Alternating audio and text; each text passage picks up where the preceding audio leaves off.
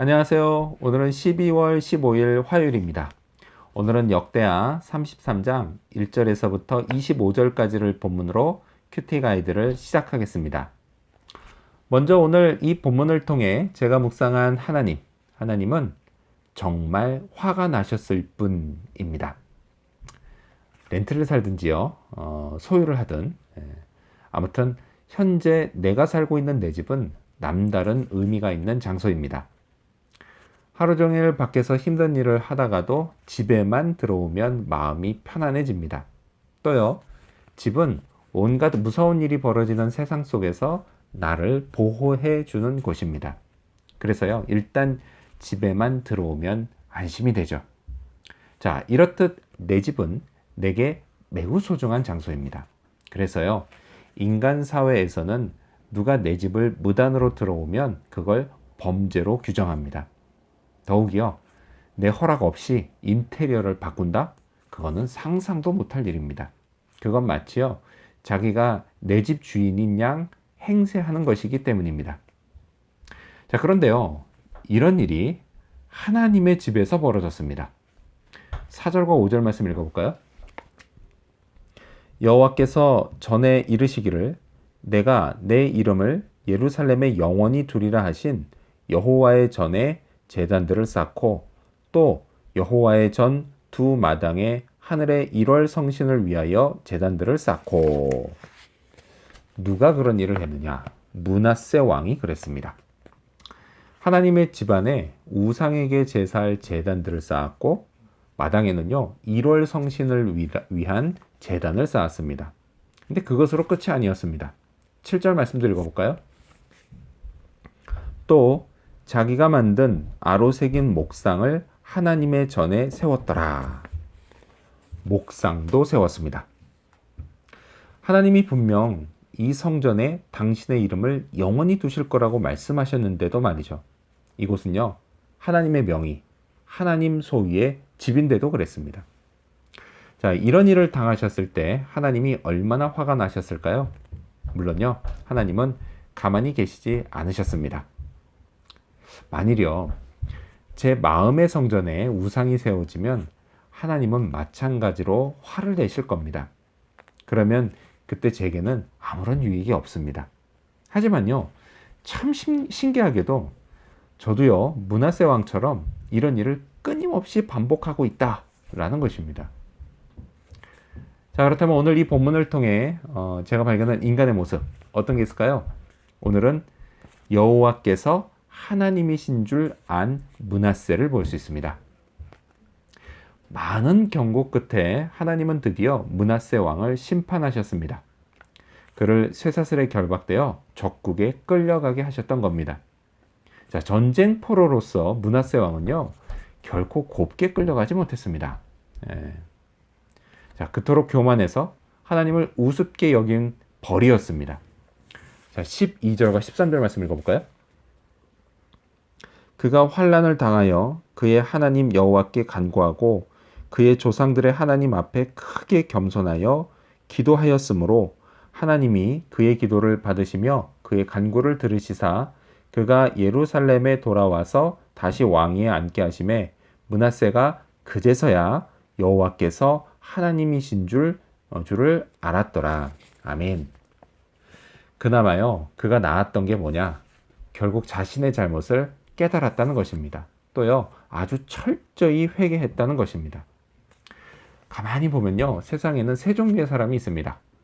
첫 번째 종류는 하나님을 경외하는 마음이 처음부터 끝까지 변하지 않는 사람입니다. 근데 이런 사람은 드물어요. 특히요, 물질 만능주의 시대, 돈이면 뭐든지 다 되는 줄 아는 이 시대에는 더욱 찾아보기가 어렵습니다. 자, 그리고 두 번째 종류의 사람은 누구냐? 하나님을 우습게 보고 까불다가 하나님께 엄청 얻어맞고 정신 차리는 사람입니다. 므낫세 왕이 바로 이런 사람입니다. 그래도요, 이런 사람은 그나마 나은 편입니다. 마지막 세 번째 종류의 사람이 어떤 사람이냐? 그렇게 얻어맞고도요, 끝내 정신 차리지 못하는 사람입니다. 이 사람은요, 정말 안 된 사람입니다. 하나님도요, 결국 그런 사람을 그냥 내버려 두시기 때문입니다. 그래서요, 자기가 하나님을 이겼다고 착각합니다. 하지만 생명의 근원 대신 하나님께 버림받는 것은 정말 비참한 일입니다. 그렇다면 저는 어디에 속해 있을까요? 조심스럽게 가늠해 보면 저는 므낫세 왕과 같은 두 번째 종류의 사람인 것 같습니다. 그래서요, 이런 사람 세상에 많거든요. 한편으로는 안심이 되기도 합니다. 하나님께 감사드리기도 하면서 종종 스스로 매를 버는 삶 때문에 괴롭기도 합니다. 자, 그렇다면 끝으로 오늘 이 본문을 통해서 나에게 주시는 교훈이 뭘까요? 그건 결국 답은 분명하다 입니다. 16절 말씀을 읽겠습니다. 여호와의 제단을 보수하고 화목제와 감사제를 그 제단 위에 드리고 유다를 명령하여 이스라엘 하나님 여호와를 섬기라 하매. 아멘. 돌이킨 므낫세 왕은 하나님의 집에 저지른 일을 원상복구했습니다. 그리고요, 화목제를 통해서 하나님과의 관계를 회복하고 감사제로 감사를 드렸습니다. 또요, 백성들에게 이스라엘 하나님 여호와를 섬기라고 명령합니다. 이렇게요, 결국 답은 분명합니다. 하나님을 섬겨야 합니다. 그러면 복을 받습니다. 반대로요, 하나님이 아닌 다른 것들을 섬기면 고통을 받습니다. 네, 이렇게 놓고 보면요, 하나님과의 관계가 너무 기계적으로 보입니다. 하지만 실상은 그렇지가 않아요. 하나님은요, 언제나 사랑을 바탕으로 저와의 관계를 만들어 가십니다. 만일요, 제가 사랑을 받습니다. 이렇게 사랑을 받으면 그 사랑을 보답하는 건 지극히 자연스럽고 인격적입니다. 하나님은요, 제게 엄청난 사랑을 베푸십니다. 독생자 예수님을 이 땅에 보내주실 만큼 저를 사랑하십니다. 제가 그분께 드리는 사랑, 그건요, 그분이 제게 베푸시는 사랑에 비하면 정말 아무것도 아닙니다. 그래서요, 제게 하나님을 섬기는 것은 결코 짐이 되지 않습니다. 오히려 더 사랑해 드리지 못해 송구스러울 뿐입니다. 저는 하나님이 참 좋습니다. 그래서 오늘도요, 그분의 사랑 안에서 감사하고 정말 열심히 사는 그런 하루가 되기를 소망합니다. 기도하겠습니다.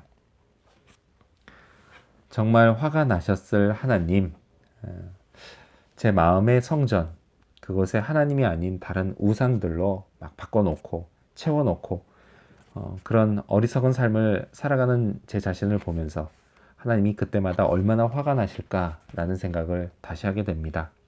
하나님, 그렇게 우상으로 제 마음속에 있는 하나님의 집을 더럽히지 않게 해주시고, 그리고 그것으로 인해서 하나님이 깨우치라고 혼내실 때에는 정말 잘 혼나고 잘 깨우치고 회개하고 오직 하나님만 섬기는 마음으로 돌아가게 해 주시옵소서.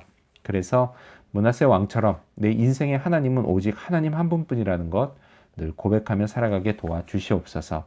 그리고 하나님을 사랑하기를 더욱 사랑하게 해주시고, 또 오직 하나님만 섬기게 해주시고 하나님이 주시는 복을 누리게 하여 주시옵소서. 감사드리며 예수님의 이름으로 기도합니다. 아멘.